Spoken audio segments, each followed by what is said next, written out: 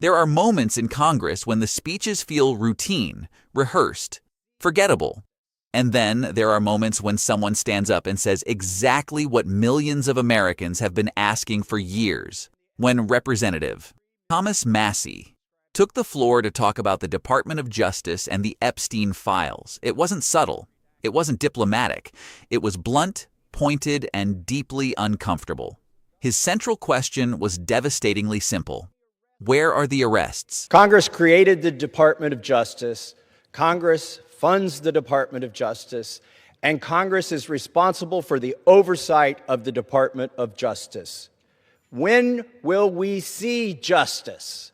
I'll tell you what I've not seen. I've not seen any arrests from the revelations in the Epstein files, over 3 million documents describing horrible things, describing unspeakable things, so much of it redacted. Over 24 people have resigned, CEOs, members of government worldwide, but I haven't seen any arrests or investigations here in the United States from this Department of Justice. Prince Andrew, Duke of York, who has since been stripped of his royal titles due to his affiliation with Jeffrey Epstein, has been arrested. Peter Mandelson, who previously served as UK's ambassador to the United States, resigned in disgrace from United Kingdom's House of Lords and the Labour Party, and he's been arrested. Former Prime Minister of Norway, Torbjorn Jagland, has been charged. But we don't see any charges, arrests, or investigations in the United States. What do we see?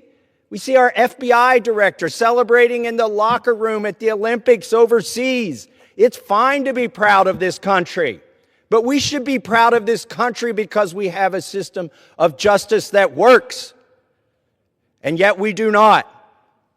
Who are the men that should be investigated? I'll name them right here. Leon Black. You don't even have to see past the redactions to see that this man needs to be investigated. Jess Staley, accused of terrible things. It's right there in the files. Why is he not being investigated? And Leslie Wexner. Why did the FBI list him as a co-conspirator in their own documents in a child sex trafficking case and then tell him, according to him, that they had no questions for him? Why is that? Well, the Epstein Files Transparency Act requires the DOJ and the FBI to disclose to us their internal memos and emails about how they made those decisions, whether to prosecute or not prosecute. Yet they have not delivered those memos. And we still don't have the memos and documents and emails from 2008 to explain why Jeffrey Epstein was given such a light sentence in what would have been an open and shut case of child sex trafficking, which allowed him to go back and recommit these terrible crimes, create hundreds of more victims, and ensnare so many other people in his conspiracy. Where are those documents that describe those decisions? We need justice. We want the Department of Justice to get to work, and that's what they need to do now. Madam Speaker, I rise today to let the American people know that this government is under siege. All 3 branches of this government is under siege by lobbyists and lawyers from a German company named Bayer.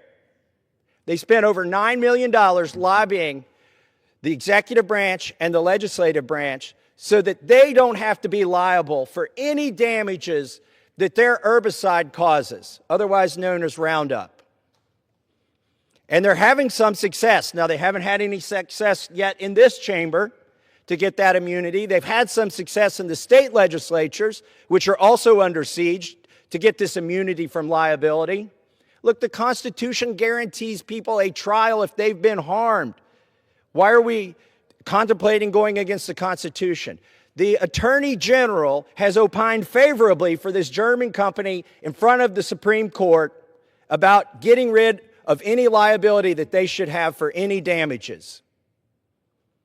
And the most recent thing that we've seen, the executive branch. By the way, The president's chief of staff and the president's attorney general worked for one of the biggest lobbying firms that's received hundreds of thousands, millions of dollars from Bayer. And maybe that's why we've seen an executive order that says that the production of this chemical from this German company is a national defense priority. And we know why they're doing that. It's to keep them from having any liability. Everybody in this country deserves their day in court. This is wrong.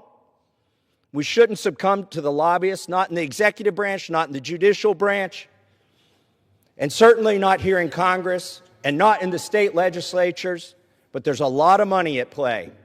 And I implore my colleagues to resist it and do not give them immunity. And I yield back. According to the disclosures, there are over 3 million documents tied to Jeffrey Epstein's trafficking network. 3 million pages describing exploitation, abuse, and a web of powerful connections. So much of it heavily redacted, so much of it hinting at names and relationships that extend far beyond the two people who have already faced consequences. And yet, in the United States, there have been no new high-profile arrests connected to those revelations. No sweeping investigations publicly announced, no dramatic accountability moment that matches the scale of the scandal. Massie reminded everyone watching that Congress created the Department of Justice. Congress funds it. Congress oversees it. And if that's true, then Congress has every right, and arguably the obligation, to ask why justice appears stalled. He pointed out that, internationally, consequences have unfolded. Titles stripped, resignations, charges, careers dismantled abroad. But in the United States, the public perception is that the system has barely moved. Then he did something many lawmakers avoid. He named names: Leon Black, Jess Staley, Leslie Wexner. These are not fringe figures. They are individuals whose names have appeared in connection with Epstein in various investigative contexts. Massie questioned why there has been no visible investigative momentum involving them. He raised the contradiction of internal FBI documents referencing certain individuals while reportedly signaling that no further questions were necessary. That disconnect fuels suspicion. Importantly, Massie did not claim guilt. He did not deliver verdicts. Instead, he questioned process. He asked why investigations do not appear to be advancing in proportion to the gravity of the allegations. He also referenced the Epstein Files Transparency Act, which requires the Department of Justice and the FBI to disclose internal communications explaining prosecutorial decisions, why certain individuals were charged and others were not. According to Massie, those memos and emails have not been fully delivered to Congress. That absence is not trivial. Transparency laws exist precisely because prosecutorial discretion can otherwise remain opaque. If the public is to trust outcomes, it must understand how decisions were made. Massie then reached back to 2008, to the plea deal that allowed Epstein to avoid a far more severe outcome in what many legal observers considered an overwhelming case. That deal allowed Epstein to return to society and, as later allegations suggest, continue harming victims. The question Massie posed was direct. Who authorized that deal, and where are the internal records explaining that choice? The implication was clear. Justice delayed once led to greater harm. Justice delayed again risks compounding mistrust. But Massie did not stop with Epstein.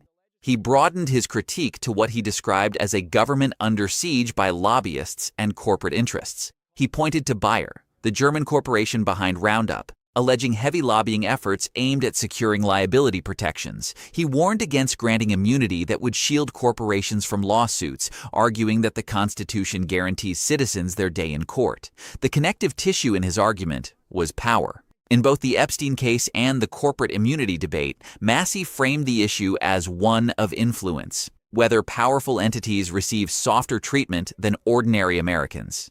To be clear, raising questions is not the same as proving corruption. Due process matters. Investigations require evidence. Prosecutors operate within constraints the public may not see. However, perception matters too. When millions of pages are released but the visible enforcement footprint appears unchanged, the public begins to question whether the system functions equally for all. When transparency laws are passed, but key internal documents remain undisclosed, skepticism grows. Massie's speech tapped into that skepticism. He argued that justice should not be selective, that lobbying should not override constitutional guarantees, that powerful names should not automatically translate into prosecutorial hesitation. Whether one agrees with his tone or not, the political impact of his remarks is undeniable.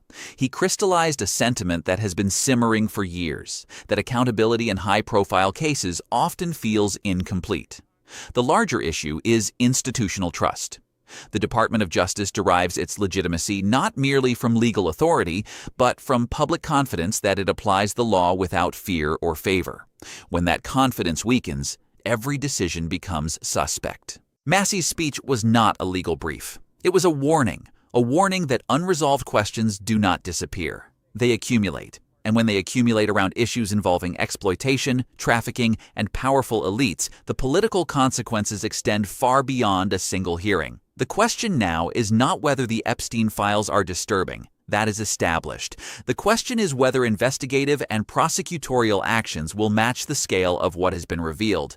If additional charges are warranted, they must be pursued. If internal decisions were justified, they must be explained. Silence is no longer neutral, it is interpreted. In the end, Massie's message was straightforward.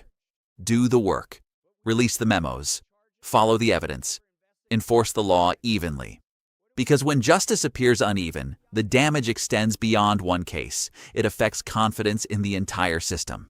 If you believe powerful individuals should be investigated with the same rigor as anyone else, if you think transparency laws should actually produce transparency, and if you want political analysis that examines institutions critically but responsibly, like the video. Subscribe for deeper breakdowns and tell me in the comments, is this a matter of patience or a matter of pressure? Because in cases like this, public trust is the real verdict on trial.